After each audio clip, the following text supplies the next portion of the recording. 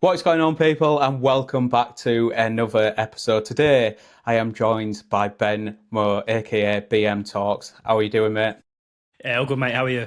Good, good, yeah. We're just having a quick chat, weren't we, off camera about the transfer market, how it's going, all that type of stuff. So it's the busiest time of the year, isn't it? If you're doing content, it keeps you on your toes, doesn't it? Very much so. It seems to be like there's another update every other day especially from the Villa, as we seem to have been probably one of the most active clubs in the transfer window so far. Yeah, yeah. There's only one place to start, isn't there? I think the Morgan Rogers and Garnacho deal. It's one that's it caught me off guard, to be honest, because it looked all but likely Arsenal were going to be pursuing him. There was talks of 70 to 80 million pound to Arsenal, and then all of a sudden we get the here we go to Chelsea. Was it 116 million? 117 it was.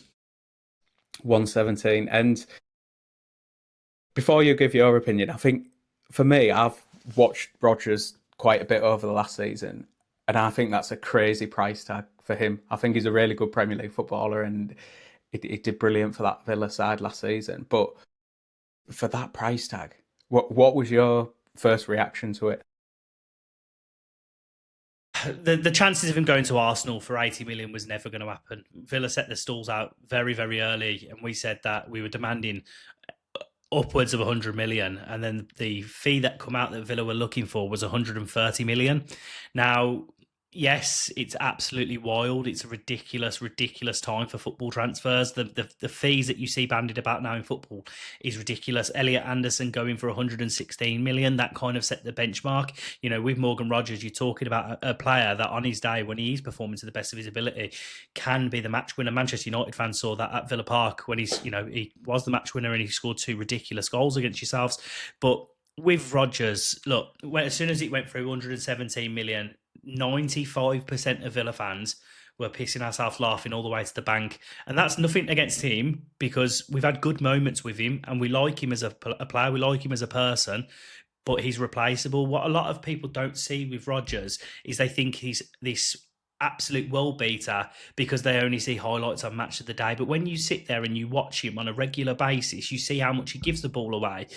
It's an awful amount. His passing isn't exactly fantastic. Don't get me wrong, he can pass the ball, he can make an assist, but he will give the ball away a ridiculous amount of time.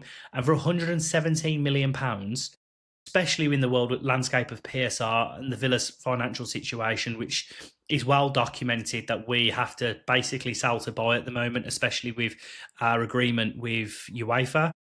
It was a no-brainer to get rid of him. He was the one, the carrot that we could get rid of, get a decent amount of money for him, and make us compliant with those regulations. How much did you pay for Rodgers? So initially it was around £8 million, rising to £15 million from Middlesbrough. And believe it or not, there was a podcast. I think they're called like the EFL 72 or something like that. And they did like this. It gets clipped up all the time and goes banged about all over social media. And they was like, Middlesbrough absolutely laughing. They've took the piss out of Villa, blah blah blah blah blah. And then we've gone and done that. But a few people don't realise there was a sell-on clause in the Rodgers deal as well for 20%, capped at £15 million. So we only made £102 million from that deal because of obviously the salon clause. So it had to be above 100 million. Yeah, it's one of them, isn't it? I think, like you say, I went to Old Trafford when Villa came, and Rodgers was he looked very much like what I'd seen from Rashford, not necessarily like same style or anything like that, but he kept giving the ball away in that game. I don't know whether it was just an off game for him, but that was probably the closest I've watched him. And I was sat there, I was thinking, that's not the player that's on the highlights or, like you say, the match of the day and the clips like that. Exceptional goals throughout the season, like you say, the away game. To be honest, I think we just give him too much time on the ball. You can't let a player of that quality just cut inside and put the ball in the top bins like he does. But it's an exceptional deal, isn't it? I think it's probably one of them where it's a decent deal all round because I actually see him doing quite well. at Chelsea. I think with Alonso, that system, probably playing alongside a Palmer in that kind of number 10 position. Do you feel like he'll do all right there, or are you hoping he flops? Go either way. I think he could do well, but it wouldn't surprise me if we're seeing all over social media next season a few Chelsea fans. Chelsea fans are very quick to get on the back of someone and dig out someone when they're not doing well, and all that it's going to take is Morgan Rogers to get hounded, and his confidence will absolutely plummet. We've seen it with footballers. We've seen it with footballers at Chelsea. They're not the most forgiving fan base in the world. Villa fans are quite loyal to a certain degree. We'll get behind players. Don't get me wrong. This was, this was it last year sometime, start of the season, we ended up cheering him completing a pass. That's how bad he was. But it wouldn't surprise me. It wouldn't surprise me if that happens at Chelsea. So he could flourish. He could go on to hit another level, and he could go on to be one of the best players in world football. He has the ability and potential, but it could definitely go sour very quick.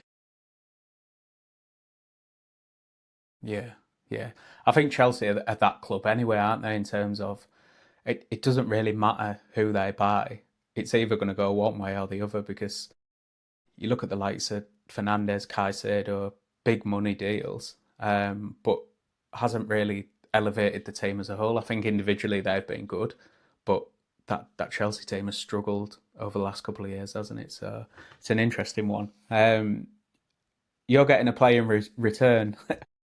What's your thinking about Garnacho? Obviously, I've got first-hand experience of him, so Yeah, I can see why a lot of people are pessimistic and doubting it and slagging off the deal. I'll be honest, as soon as it went through, I weren't particularly happy about it. I weren't sad. I was just a bit more confused as to why we were going for him. When we break it down, he's a 22-year-old lad. When he first come through at Old Trafford, there was definitely ability there. He's definitely got bags of ability. Saw raw potential when he come through. And when you look at the stats of his performances for Chelsea last year, he's actually one of Chelsea's best players in terms of creativity last year. And he scored 8 goals in 22 appearances for Chelsea last year. So it's not bad figures. It just didn't work for him there. yeah. And my argument is around it. And look, I'll back any player when they come into the Villa now. He's one of ours. He's our player, so I'll get behind him 100%. He's coming to work under one of the best managers in world football in Unai Emery. If Unai Emery can't get it right with him, he ain't going to get it right anywhere. He was getting managed by Ten Hag, Amorim, and then Liam Rossini. I'd like to think Emery's credentials, especially with project players, of turning players' careers around, he's done it, proven. And although a lot of United fans have obviously got the opinion of Garnacho, and rightfully so, because the way he handled and whoever handled his exit from Old Trafford wasn't particularly fantastic. But Manchester United fans perceive Rashford as a bit of a problem child, Sancho as a bit of a problem child, and we didn't get that at Villa. Both of them come in and they was well embedded in the dressing room, because we've got a good dressing room at Villa. And like I say, when you've got a manager like Unai Emery who doesn't stand for shit, I think it has the making of being potentially a massive coup for us if we unlock that player in him. And if we do, and Rodgers doesn't turn out to be the way that Chelsea wants him to be, this could be literally a masterstroke by Villa, because it's low cost at the end of the day. It's a loan with a conditional obligation to buy. So basically, we will sign him as long as he meets certain appearances. That's my understanding. I don't know how many appearances it is, but it was the same as Harvey Elliott last season. We had that same deal with him. If he comes to the football club and he stinks it out, Emery will just put him to the side and won't play him. As shit as that sounds, but it's business at the end of the day.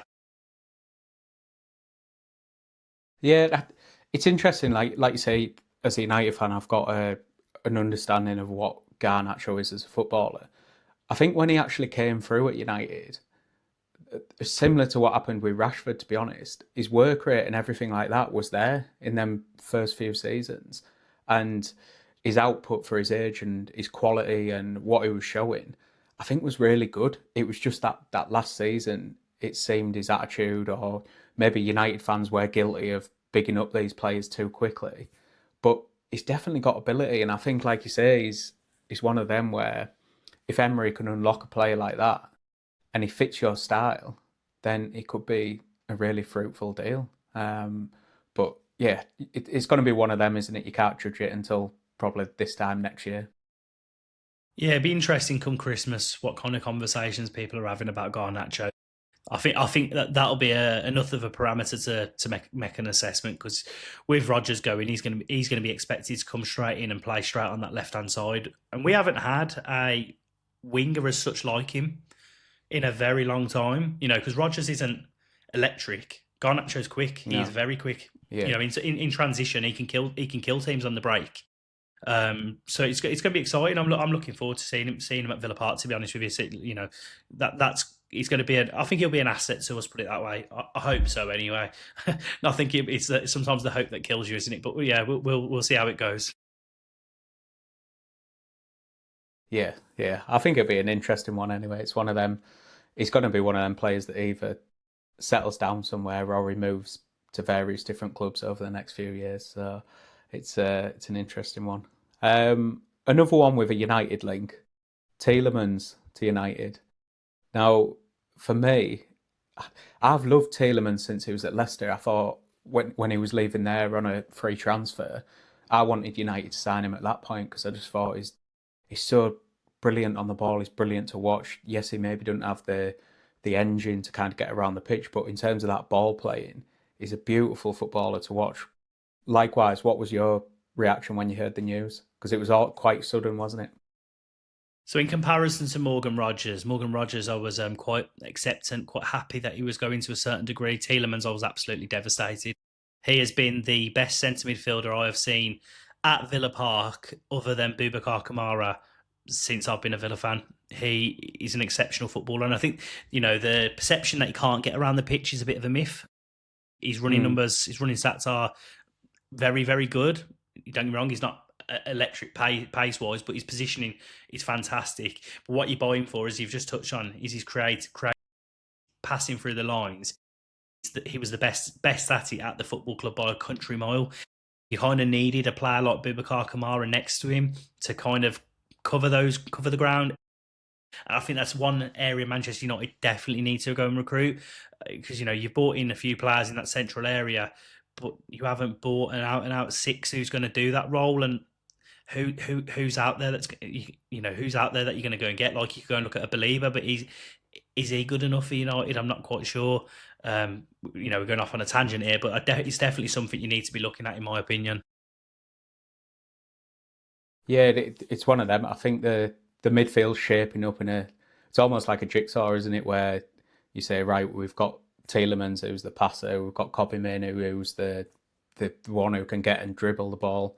So you need someone who's got that coverage and just gets around the pitch.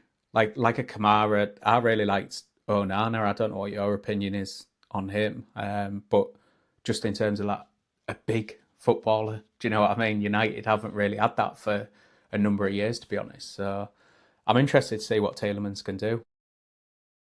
Yeah, he'll do well, mate. He'll Do, have do you think? he'll have a good season. Did in terms of coming into this United team, would you see him coming straight into the team and being a starter, or would you see him kind of dovetailing in and out with maybe a Manu or maybe a Santos?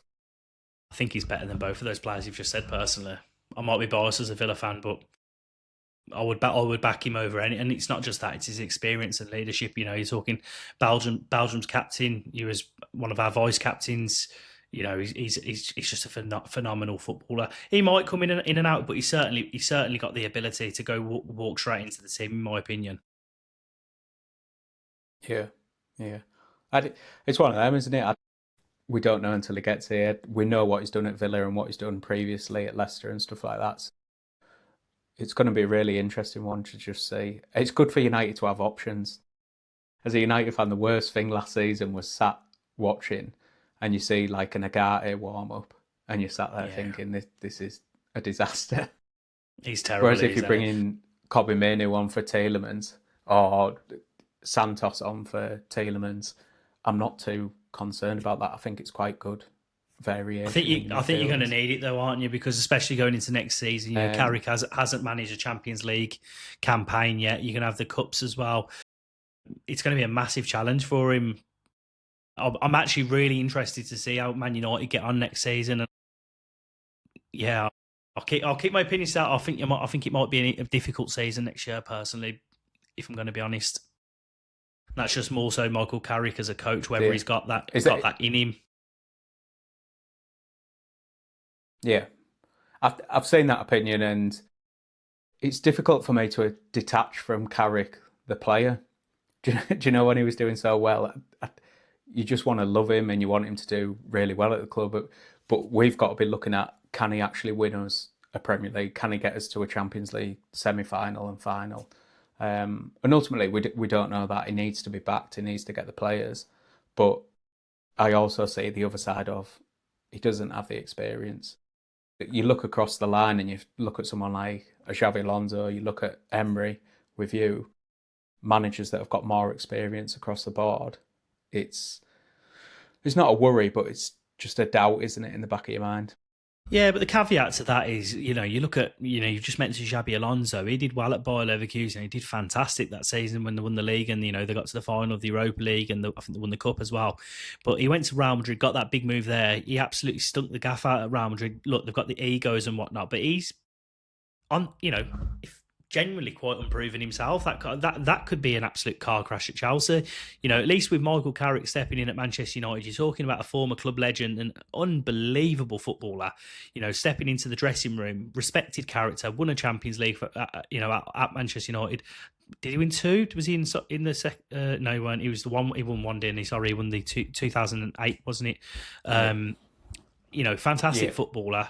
It'll just be interesting to see, whether he's got that about him. You'd hope he's going to have the people around him, because I think when you are playing Champions League nights and then Premier League, it is difficult, very difficult to manage. yeah. That's the thing.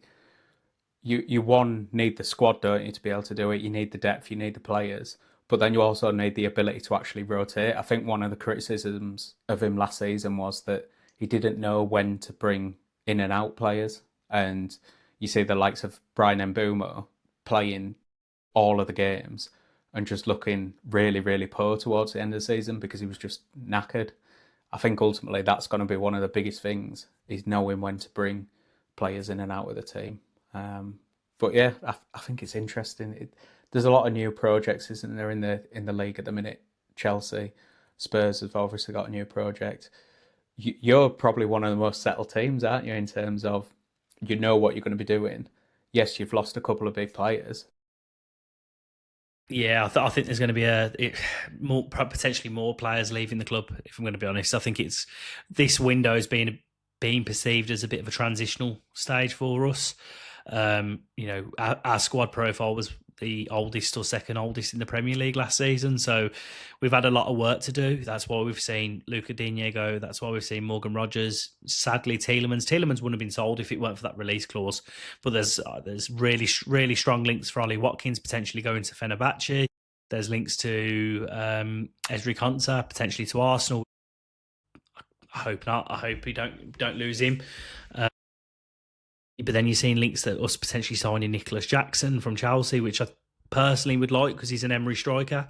Emery's Yeah. worked with him at Villarreal. He was the one that brought him through. So if that's a player he wanted, but that one won't happen because, in terms of UEFA, and then, the player trading, if it's within a 45-day period, it looks like a swap. So the money that we make from the Rodgers deal, we wouldn't be able to use it, which is ridiculous.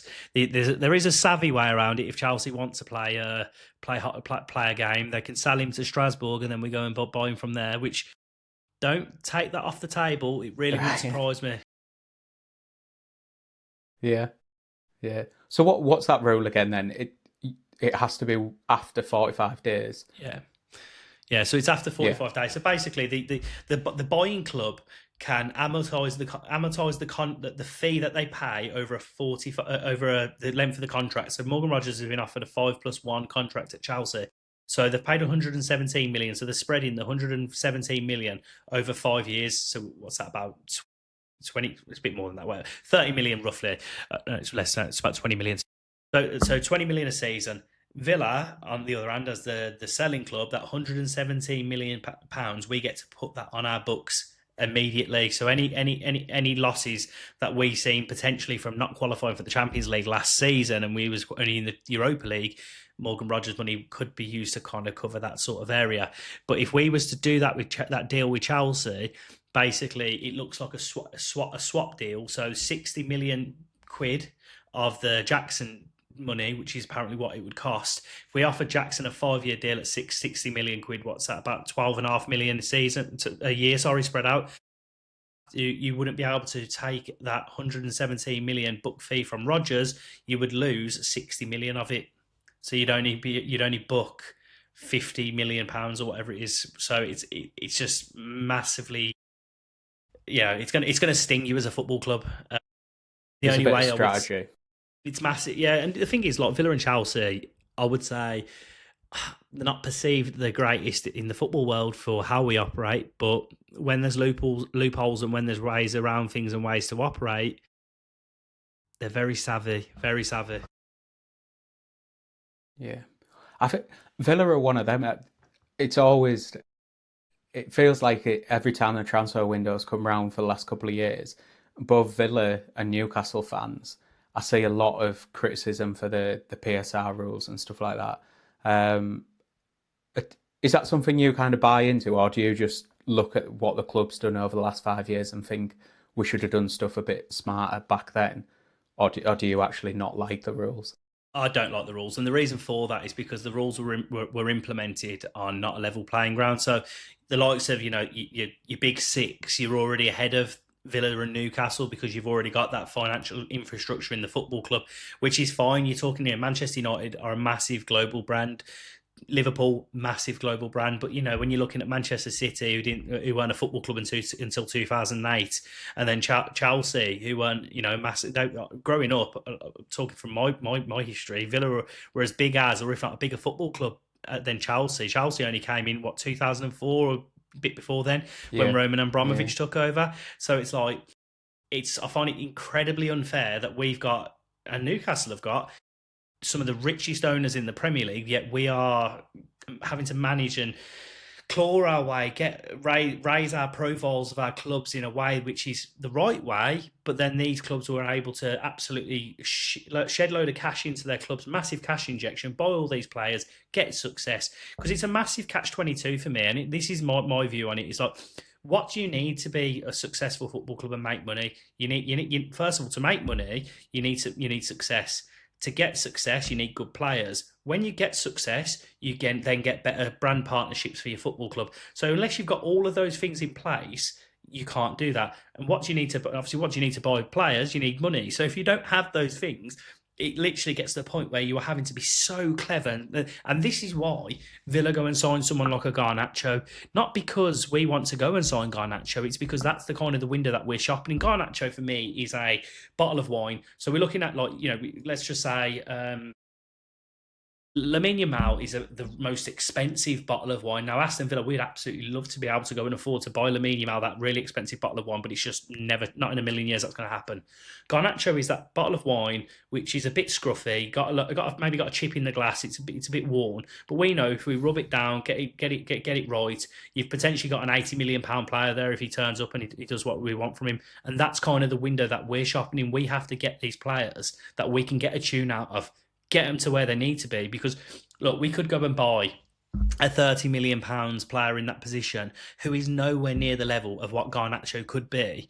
And the attitude is, if you buy mid-level players, you're going to get mid-level results. But we don't want that. Emery is trying to consistently get us into the Champions League. So we need Champions League proven players. And you're not going to get that for paying pittance. And that's kind of why our transfer strategy is looking at players like Garnacho.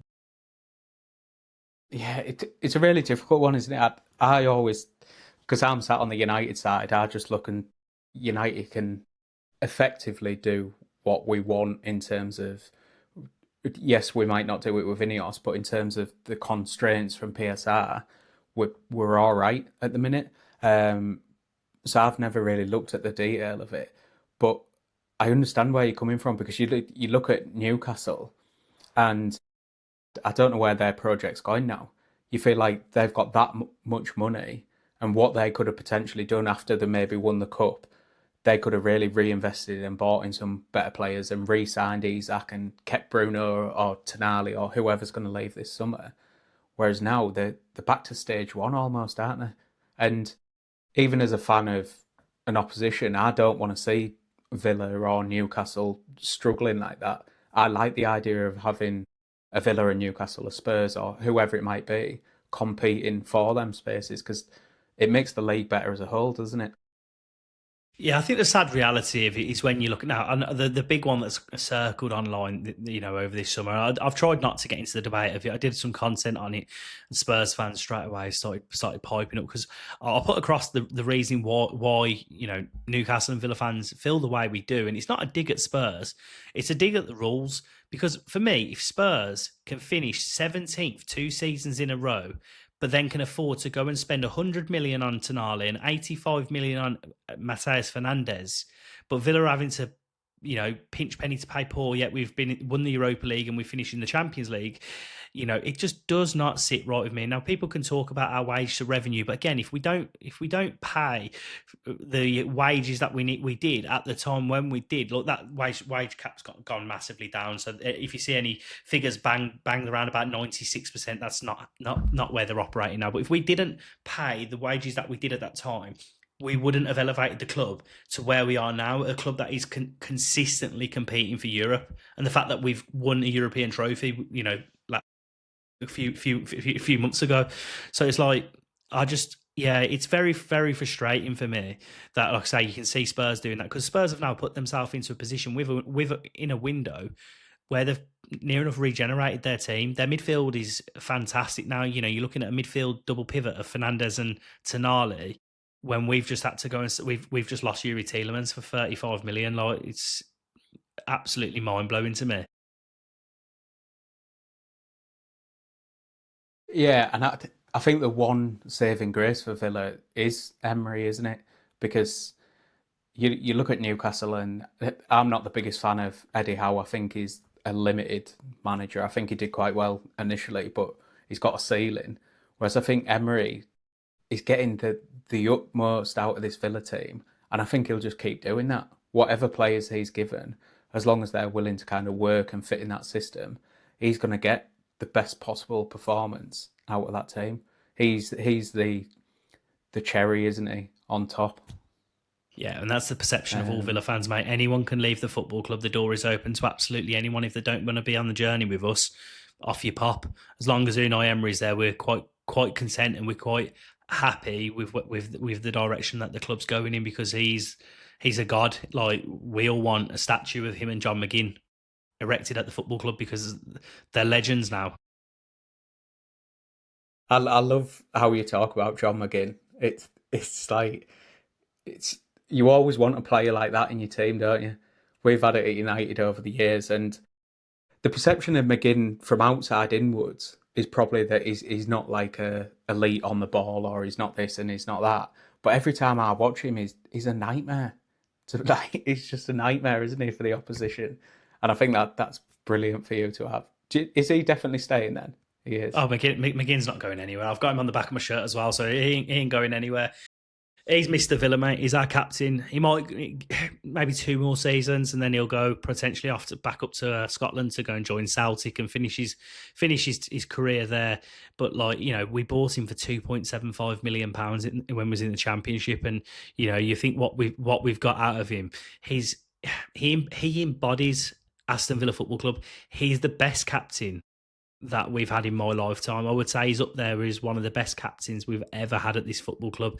Not only is he a wonderful footballer, for me, arguably the most criminally underrated footballer in the world, his passion is unmatched. And he's genuinely just a really, really top bloke. The amount he does for charities when he sees any kids at the ground, he'll always go up to them. He's just a wonderful, wonderful person. If I could choose any person to go and sit down on a Friday night and have a beer with and a chat, it would be him.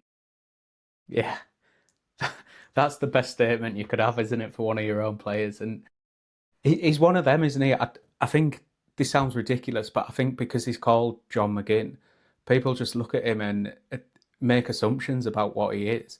But he's actually, like, his carrying of the ball is like ridiculous, isn't it? And his ability to retain the ball by sticking his ass out into someone.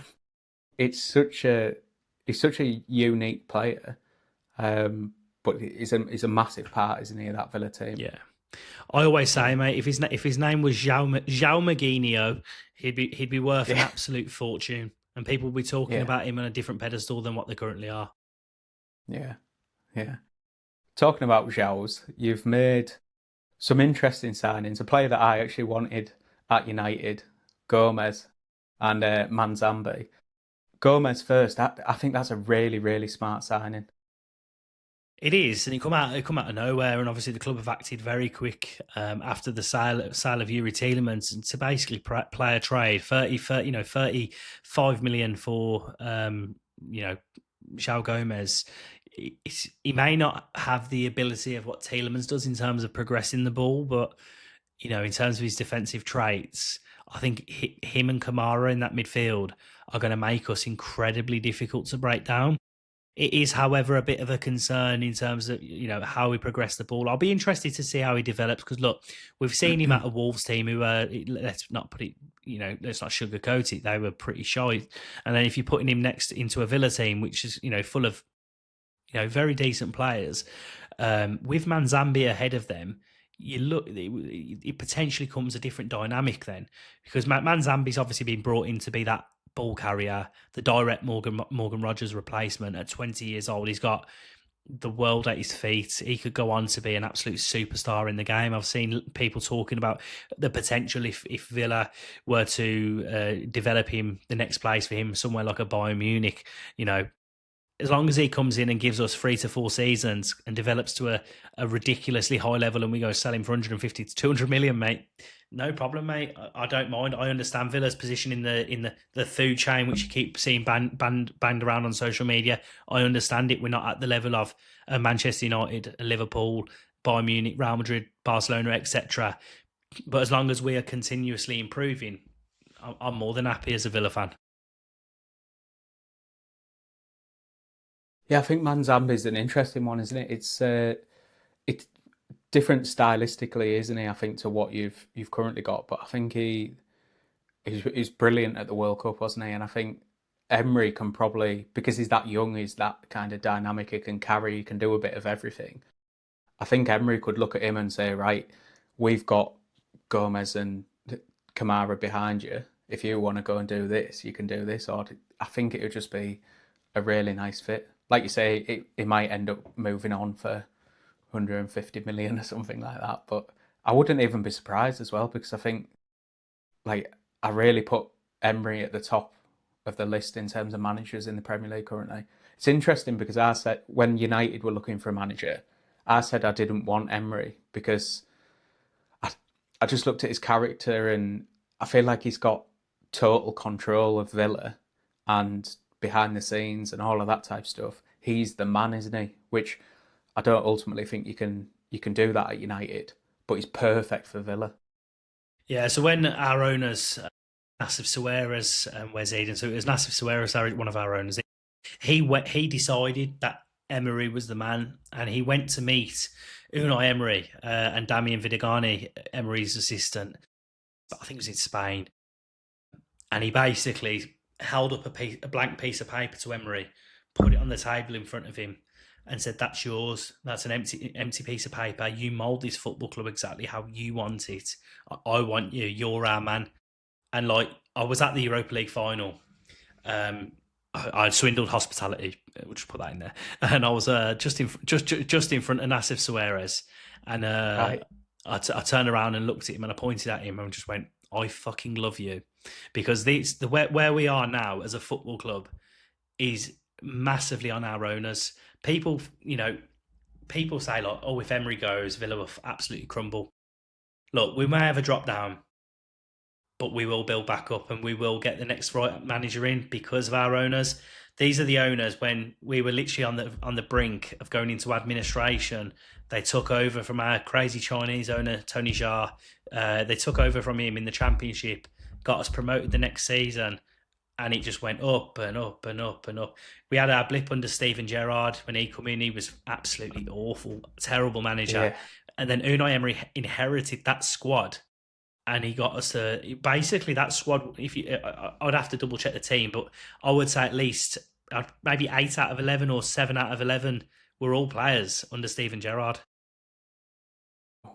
It is That, somewhat on I those think lines. that's an indictment on Gerrard, isn't it?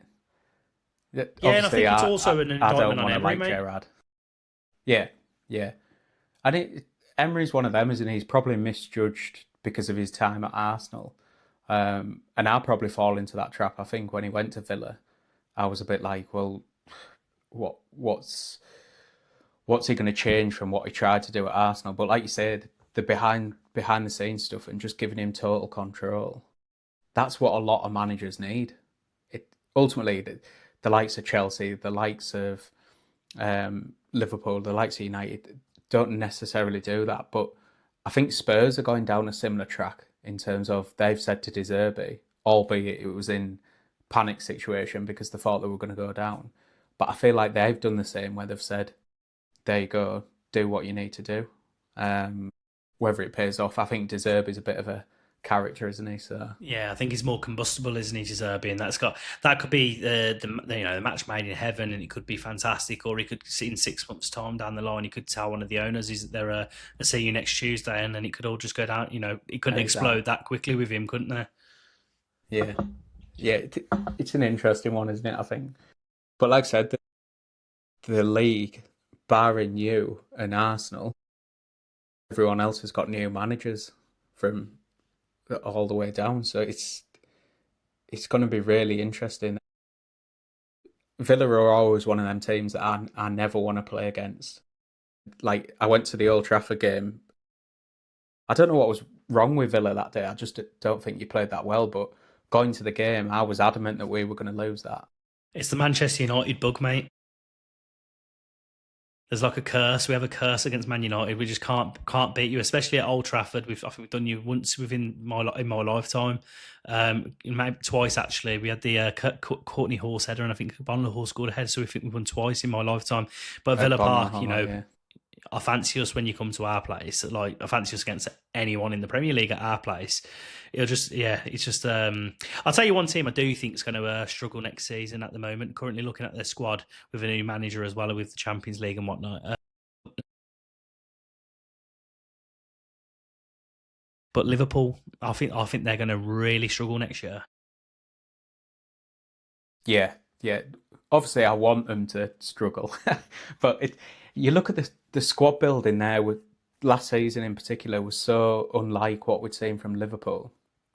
Obviously, they've spent big money on the likes of Van Dijk and Alisson, and when they needed to, but Isak and Ekitike, it just didn't make sense.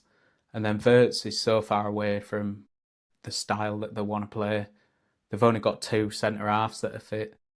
It just looks a little bit disjointed.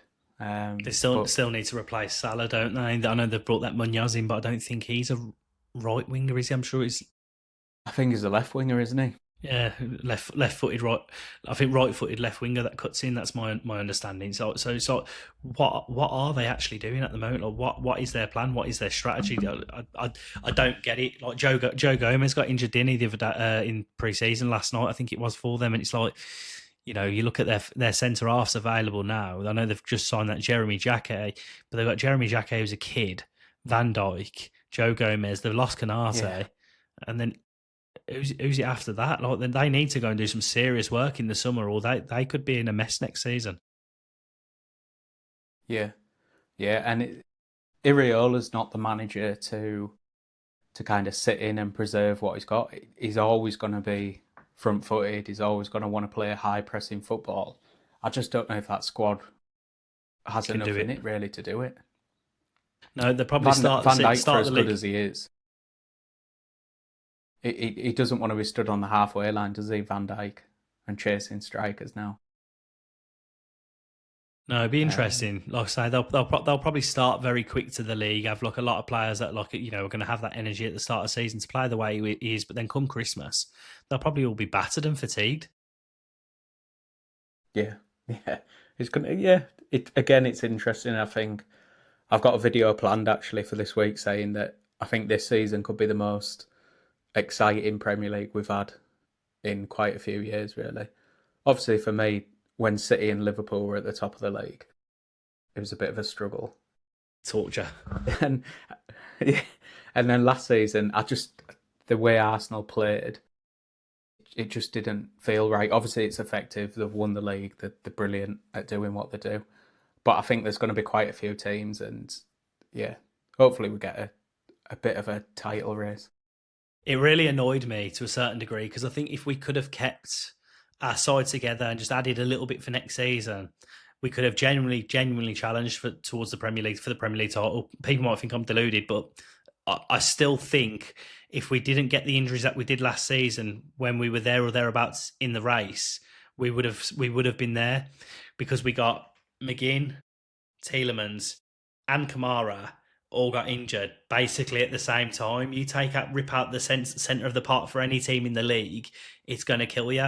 And that was like, at that point we were sat third or second, like within touching distance. And you look at the points that we've dropped from that period. At the end of the day, it's all if buts and maybes. But I do genuinely think if we didn't get those injuries, we certainly would have pushed Arsenal a lot further than what we did. Yeah, it's people might say that sounds crazy, but for me it doesn't. I look at that Villa team and I think you've got a bit of everything across the board really to just stick around. Like you say, if you hadn't got them injuries, you could have been 6 points off Arsenal, 3 points off Arsenal, and them last 6 or 7 games in the league, anything can happen, can't it? Really? And I think with Emery, you've got the man who can put a bit of pressure on, and I still think he's a better manager than Arteta. Definitely think that. 100%. Yeah, yeah. So it's one of them, isn't it? And I don't see Arsenal retaining it. I don't know whether it's just the social media side of me, but then I'm not sure who's going to come through and kind of nab it off them. I hope they don't, but I just think that defence. I know Saliba's going to be out for a while, but they've still got Mascara who's top. They've got a top quality midfield. They're going to spend again. Bruno G's probably going to go there. If they signed Vinicius Junior, which is gathering a bit of speed, which I don't want to talk about too much because seeing him go there would be absolutely suicidal. One of the most unlike footballers in the world, at one of the most unlike clubs in the world, but match made in heaven. I just can't look past them. Man United playing in Europe twice a week under Carrick, unproven. Chelsea will be absolutely nowhere near. Villa are going through a rebuild. Manchester City, it's in the unknown with obviously Enzo Maresca going in there. They've still got a ridiculous squad. You can never write Manchester City off. They could go and do it. They are that good. If they lose Rodri, my statement might change. I'm trying to think who else. At Liverpool, no chance. Absolutely no chance. So I'd say it's probably out of Man City or Arsenal again. But I would have to edge towards Arsenal, sadly. Yeah. I just think there's potential for like a Declan Rice injury or something in this season that derails their season. But but if they like you say, if they go out and get Bruno, he's brilliant, isn't he? I think he'd be really like a difference maker in that team because it was going forward was their issue. That attacking lineup where I think he'd give them kind of that build up and ability from deep, which the likes of Saka, the likes of Vinny, God forbid if he comes in, I think it could look quite a bit different. But then I look at United's front line and I think I'd put them against them. Yeah, we haven't spoken about the potential of the rumours that they're looking at exploring Julian Alvarez in a swap deal for Victor Gyökeres, which it seems like that's something that Atletico would entertain, especially if there's a bit of money involved in it as well, because Gyökeres, he screams an Atletico striker. He does, this big absolute lump, who a bit of a shithouse. I think he'd do well at Atletico Madrid, and Julian Alvarez is a good player, very good player. He's got his goal against who was it the game before England when he wrapped it top bins in extra time. I can't remember now. It was a ridiculous strike. Can't remember who they played, but yeah, I remember the goal. I think he'd actually suit this Arsenal team a bit better than, well, definitely better than Gyökeres. but he'd had that quality as well in terms of you look at the Champions League final, someone like a Vinny, someone like an Alvarez who can step up in that game because they had PSG really. They had Mm-hmm. him exactly where they wanted him. They just didn't have the quality to go and put one in the other end. Um, but someone like an Alvarez or a Vinny, I think, could be game changing for them. Yeah, and I think we don't take into consideration as well that Bukayo Saka was not the Saka that he can be. He's clearly unfit. There's definitely something not quite right there. But you've seen it in that game against France. I know the game was a dead rubber, but you can clearly see the bloke's a very talented footballer. And if they get the best out of him, he's going to score absolute shed ton, isn't he? He's a good footballer, Saka is. Yeah, yeah, and I think that system's built around Saka, isn't it? Ultimately, though, if he's firing, this Arsenal team looks a lot better going forward than what they did last season. So Villa, what is the expectation for next season? I know you've obviously said the squad's going through a bit of a rebuild, but are you expecting a bit of a drop off, or you're expecting more like a maintenance type year? Under Unai Emery, I will never back us not to finish in European football places, whether that be seventh with the Conference League or most likely it's eighth, isn't it? Because of obviously we won't finish any lower than eighth. I still would back us to get fifth or sixth. I don't see us having that much of a fall off. Emery is too savvy of a manager, too tactically astute to let that happen. We will still pick up results, and yes, we've lost Morgan Rogers. As I said, he's not the be all and end all. Just the one for me, which is interesting, is just how that dynamic of the midfield settles very quickly. If it does settle very quickly, and then not just that, the window's not over. We don't know what other work's going to be done from now to the end of the season. We could, I could be sat here in a few weeks saying, you know what, I think we're going to have a real good season. I would say I'm quietly optimistic. I would say sixth at a bare minimum. Right. I think it. That is fine, isn't it? Because, like you say, you're manoeuvring the squad. You're getting rid of some of the older players. Tielemans 29. Digne, how old's Digne? Is he Just turned 30, 31? 33. Has he? Wow. Yeah, that's a surprise. But yeah, and then you filter into your Garnachos, your Manzambis. Gomez is only 23, isn't he? 24, something like 25, I that. think. Yeah. So you're bringing that age down.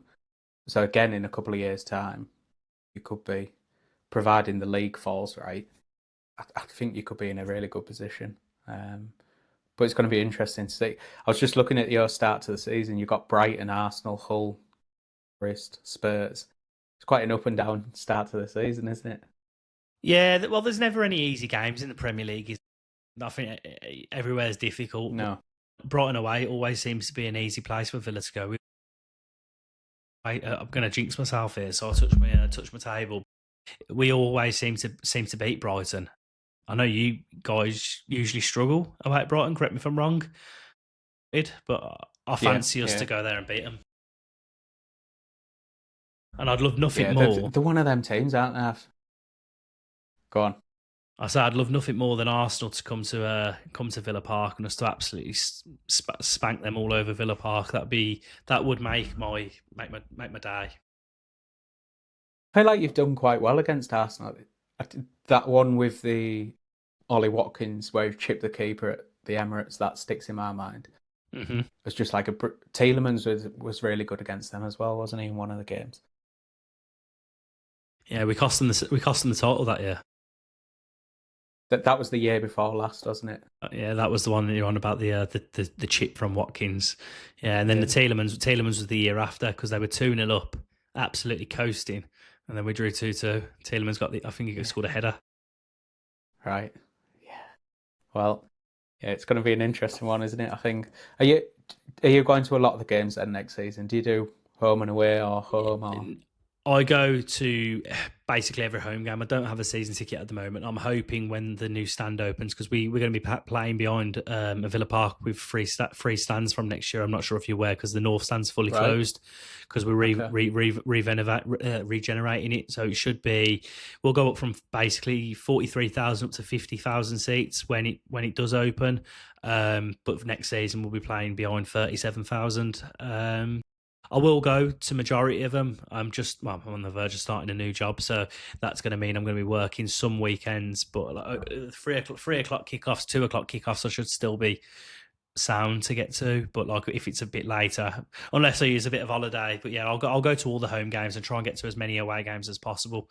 And I will do one Yeah. Champions League away day this season. That's my plan, at least. Right. Right. There's some really good away days actually in the Champions League, isn't there? The likes of Como and stuff like that are in there, which I think would be. Even though I don't think Como can play at their stadium actually. They can't. No, I went to their ground in Yeah. was it March or April this year. Right. It's absolutely brilliant experience. Highly recommend. I know it's probably looking a little bit different now because they're currently, doing a bit of work on it, aren't they? But it's definitely somewhere to go. Be one of the most beautiful parts of the world, isn't it? Like, especially Italy and that region in particular. Yeah. Yeah. I'd love to go. I'd love to go. It's very cheap. I'd like to as say well. I want to do. Is it? Yeah, it's pennies, mate. Like, because you can get a flight from most places in the UK to like Milan for like, if you plan it right, like 30 quid, 40 quid return, and then like you can then get a train from Milan to Como. I think it's like 10, 15 quid. So it's like, I think you could do the whole trip like 200 quid, like Right. genuinely. Wow. Yeah, I'd love to. I've never done a European away day, so I'd love to do it. It's something I need to start doing. A few away days. Yeah. Yeah, I did Feyenoord last season, and then obviously the Europa League final. That's what the two I did. Yeah, that's once in a lifetime, isn't it? A final away. It's incredible that. Yeah, brought a full grown man to tears, mate. I was in flood to tears. Very emotional boy. First time that we've won something in my lifetime. So, well, not first. I was only 2 and 4 when we won something before that, but the first one I could actually take in and remember. Yeah, you do. I think people that I took it for granted when I was younger because I was young. I was just watching United win, and the expectation always was that you just keep winning. And we've been on this kind of. It's not a barren spell in terms of winning FA Cups or Carabao Cups and stuff like that, but them really big nights in the Champions League are the ones that you want, aren't they? Yeah, the thing is, you can't look at if with United, you are like the biggest club in the country. You know, there is the argument for Liverpool because they've got more European success, but in terms of dominance in the league, definitely, they definitely edge that. And global fan base, they've probably got the edge on Liverpool in that sort of sense as well. So it's like the expectations for Manchester United should never be just qualify for Champions League. I listen to a few United creators on social media, and a few of them are thinking about like just getting Champions League football's an achievement. And I think personally, correct me if I'm wrong, but if that was me making content on that, I wouldn't be happy about seeing Manchester United finishing in the Champions League spot. That should be the expectation. That should be the normality. You're talking about a club that has the revenue to absolutely piss away majority of the teams in the league. It's just been poorly run for so long. The Glazers have absolutely run the club into the ground. And then from what I can see as an outsider looking in, Ineos ain't particularly much better. And what's his face? I can't remember his name now. So Jim Ratcliffe. I don't think they're particularly doing it and ripping up trees. I think you probably would have been better if you had that Qatari investment that come in and actually would put the money into the football club. It'll be interesting to see what happens when the new stadium comes about and all that jazz. What that does for your revenue, because I'm just imagining that's going to go from there to and it could elevate you to again another stratosphere. It's just sad though, man. Like to know that you're losing Old Trafford. Like just for a bit of context, Manchester United was the first team that I actually saw live because my dad's a Man United fan, and he took me to Old Trafford when I was probably about 6 years old to go and watch Man United play Southampton. You won 6-1. Van Nistelrooy scored a hat trick. So really good game to go to. But I went I did like the trophy museum tour and all that with him as well, and it's just like Man, Old Trafford is it's like Villa Park, Anfield, the old Goodison Park. They're like old traditional the English heritage football stadiums, and I just find it really sad myself to know that you're losing something like that. And let's be realistic and let's not sugarcoat it. The only reason that they're looking at doing it, one, to increase the capacity and make more money, but it's the corporate side of it and the commercial side of it. Yeah, That's all they care about. They don't care about what the fans want. They don't care, because if they wanted to, they could easily fix the leak in Old Trafford and they could do the work around the ground and make the ground a little bit more spick and span. But they don't want to. They want to tear it down. They want to go and make this big fancy new bowl or whatever it is, And I just look. Spurs' stadium is absolutely lovely on the eye. Yes, well done. They can host a few Beyonce concerts, but it's got no history. No, I would absolutely be devastated if Villa left Villa Park. Villa Park is yeah. is Villa. It's somewhere I've gone to since I was 12 years old. Every other game, well, I had a season ticket for 12 years. That's somewhere where I've gone and I've made so many memories. Now to leave there, look, football moves forward. It does. But I just find it, yeah, that's my opinion. I find it so sad. Yeah, it is, and I did a video a couple of weeks ago that I'm not from Manchester, but it feels like just a connection to that ground. You can't get away from that. I went with my dad when I was really young, and then didn't go again because of circumstances until I was probably basically until I could drive, and then I started going again by myself. And that's just nature of it. But the connection to the ground and the players that you've seen there, I hate the idea of moving it. Have you seen the plans for the new stadium? I saw the original plans with the stupid looking tent, The but tent, I've yeah, seen them. I think actually it might have been your video that you. I think I may have seen doing on it when you was talking over it, and where it's situated, because it looks a bit different now, and the tent's been removed, hasn't it? But I don't know if that's have they actually planned to get rid of that, or is it, or is that was that just because I also read that that was just a mock up.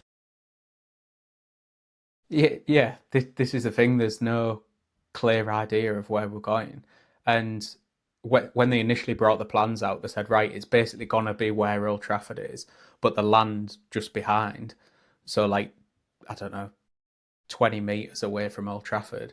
Whereas now they couldn't buy that land, so we're now like 350 metres down the road. And yes, that might not seem like a lot, but you're taking away the Trinity, you're taking away the Munich tunnel, you're taking away the actual ground where all of the greats have played. I feel like Mm. it's you're just losing a bit, aren't you? And I don't mind it being a bit dirty and a bit. Do you know what I mean? It doesn't bother me. That's Yeah, English football, really. is Trinity Way the one where you go past the chip shop, like the Busby chip shop, and that on your left hand side, and then you walk down towards the ground, and the ground's in front of you on the left. Because you got the main, there's like a main road, and Yeah, I'm and sure then you've got there's well, like a it's chip shop and a pub here.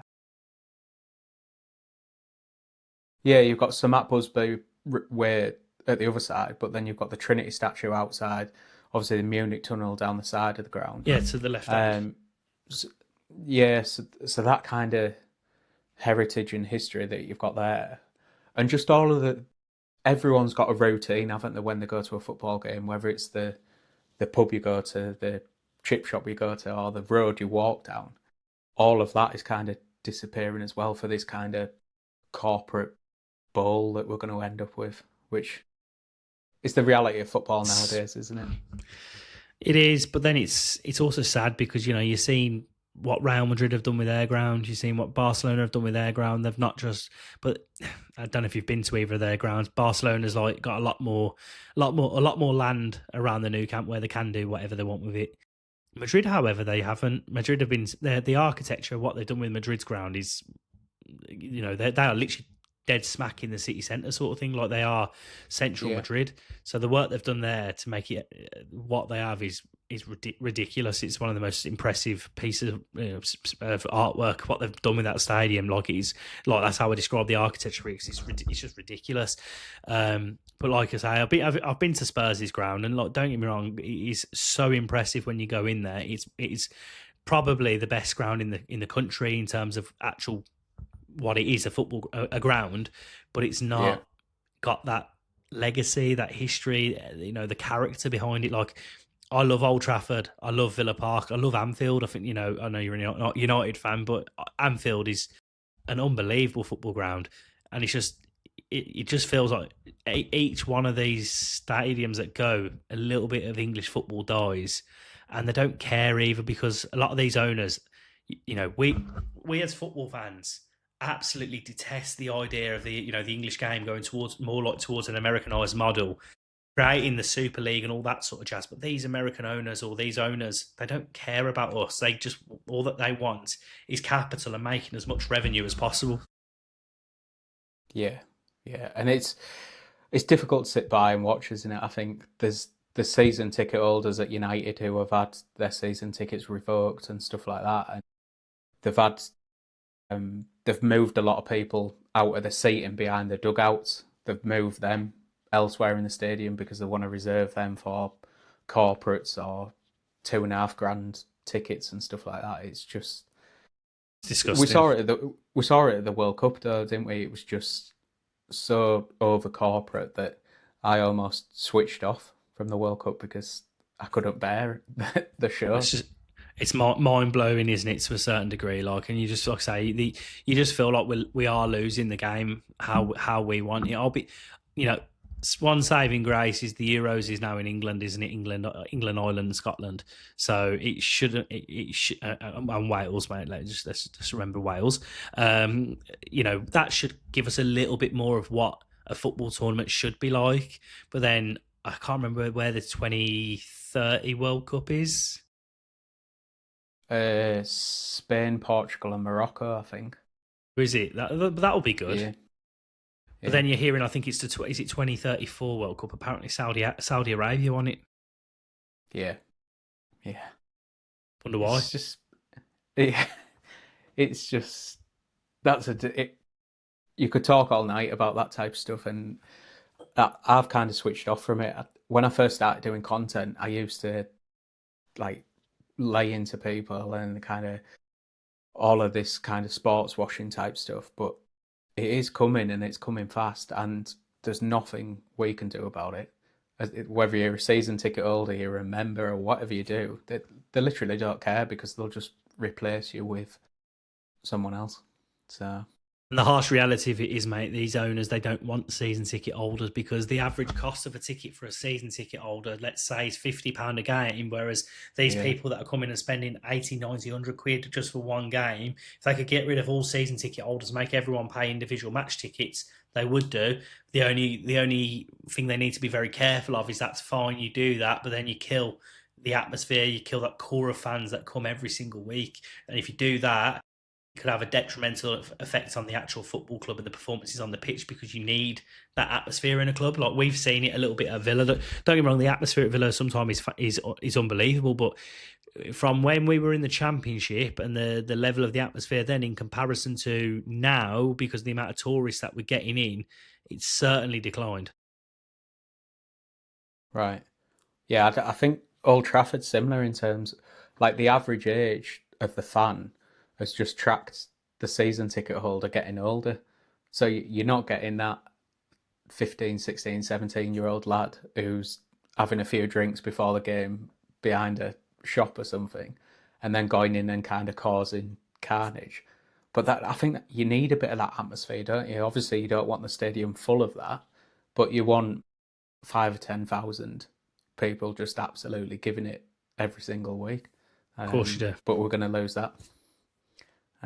But yeah, we'll see where it goes. It's football's interesting at the minute, isn't it? Keeps us on our toes anyway as content creators.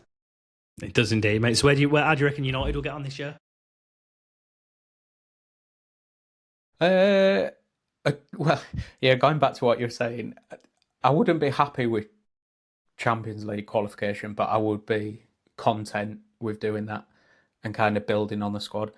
I look at the front line and I look at the likes of Bruno, and I do genuinely think we've got the quality if everything falls right and if Carrick can get it right to make a push for the title. Because with Bruno, with Mbeumo, with Cunha, I think you've got a brilliant attack there. But I just don't think we'll be able to string it together for long enough. I think we'll probably go through 10 games where we're really good, and then 10 games where we're, half and half in there. But yeah, I think finishing third and a little bit of a run in Champions League, FA Cup, whatever it might be, because we went out the cups at the first chance in the last season. So was last year when you got we beat by didn't. Grimsby. Yeah, yeah. So we went out that in the first round. We went out the FA Cup in the first round. So yeah, it's one of them, isn't it? I think a bit of a cup run, third in the league, maybe put a bit of pressure on Arsenal. I'll tell you one player I reckon is going to he's going to really explode this season at United. Šeško. I think he looked very dangerous towards the end of last season, but I think he's gonna full pre-season under his belt, already settled in the club. I think next season he could score 20 plus. Yeah, I love Sesko. I think he's a striker I've wanted at United for a while because I think he's got a bit of everything. It's felt like the strikers we've had over the last 5, 6, 7 years have been kind of in between a bit of everything. Where he's big, he's quick, he can finish, he can jump, as everyone knows. He's got a little bit of everything that you want from a striker. He just needs to string it all together and be a bit more. He needs to be a bit more angry because he's a massive lad, and you just think, right, start bullying defenders because he's probably taller than the vast majority of defenders. He just needs to start kind of putting himself about a bit. Yeah, be a bit more ruthless. Yeah. He's certainly got that in his locker though. I think he's just a young lad, isn't he? Yeah. I think he's only 23, so he's got plenty of growth in him. Mm-hmm. But yeah, I think that'll be good. And just being back in the Champions League isn't enough for United. If United go out at the first knockout stage, I'd be pretty annoyed. I want to say United in the quarters, semis. And if you go out to a Real Madrid or a PSG or something like that, you can accept it. But if we go out to a Borussia Dortmund or someone like that, I'm not going to be sat here saying, well done, we're in the Champions League. Which is what you were saying, wasn't it, a minute ago? Expectations. That's where you should really be sat as a football club. Really, I think it's massively on what you do in the rest of the transfer window. You know, that number 6 role. If you don't get anyone in there, which I'm sure you will, but if you don't go and recruit that player, I'd be seriously concerned because Casemiro for me hasn't been replaced. Yeah.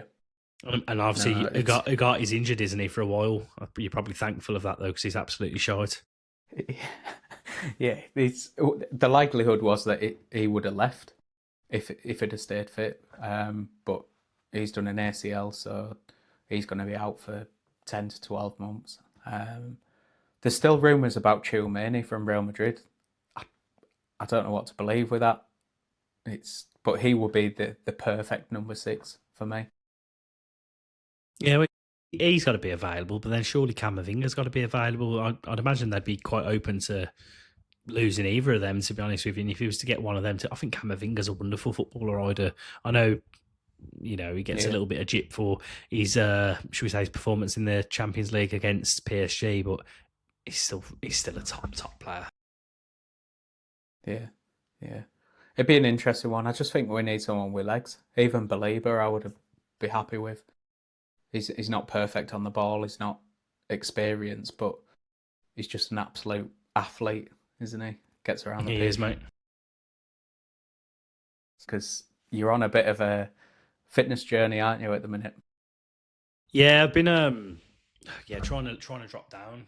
It's kind of part of my strategy for myself to get healthier, but also to try and, it's as sad as this sounds, but kick on a little bit in the kind of the realm and world that we trying to operate in, because sadly in the world of social media it's so you know, looks are a massive thing, and how people are perceived is a massive thing. And I don't think being brand friendly, they look at a fat bastard and think, oh, you know what, I want that person to work for my brand. So yeah, I'm trying to slim right down, and hopefully that kind of helps me, give me a competitive edge if I look, if I look better. Maybe completely daft in what I'm saying, but it's just something that's stuck with me, and it's something I'm trying to work on, bettering myself. As at the end of the day, I've got like a young lad, and it's he's keeping me very busy. I've got a daughter due in a few weeks as well, so it's going to be, Wow. if I don't keep myself fit soon, I'm going to be struggling. No, it's good to see. It's interesting, isn't it? I don't think about that type of stuff, but it probably does apply in terms of like the brand friendly and stuff. We had a bit of a chat, didn't we, off camera about Instagram versus TikTok and the reality of that. And I've seen your content kind of change over the last 6 to 12 months. I think the reality of it is, Ben, there is some content creators, and I won't go into detail because it's not the right thing to do. But some of them, their content is actually pretty shit. But because they're a good looking person, they get, especially a good looking female, they 100% get a better edge than what you or I would, without a shadow of a doubt. And that's the harsh reality of it. We are fighting against the wind. Great to chat. I don't know when the United Villa game is, but it'd be good to have a bit of a catch up. It's November time, so we'll have a bit of a catch up about that time and see where one of us might be very happy. We might both be very happy, but it'd be interesting. Is that Man United going to ruin my birthday again? Oh, fucking great, of course it is. My birthday's the 8th of November, Manchester United on the 7th. Yeah, that'll be interesting then. Yeah, that'll be a loss. It's at Old Trafford as well, isn't it? Yeah, 3-0 Man United. I'll write that one off now. Just go and enjoy your birthday. Don't watch it. Yeah, no, probably better off. But yeah, massive thanks for coming on, mate. It's been lovely talking to you. Where can everyone find you? Yeah, so obviously I'm available on TikTok, BMTalks Ball, as you've seen the handle below, but BMTalks Football on Instagram, and I need to sort my handles out, sorry. And then BMTalks Football over on YouTube as well. Appreciate any support from anyone that does see this. Yeah, go and check it out, people.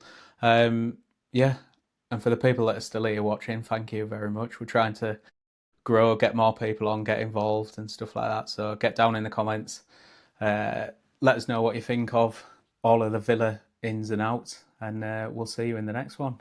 Thank you, people.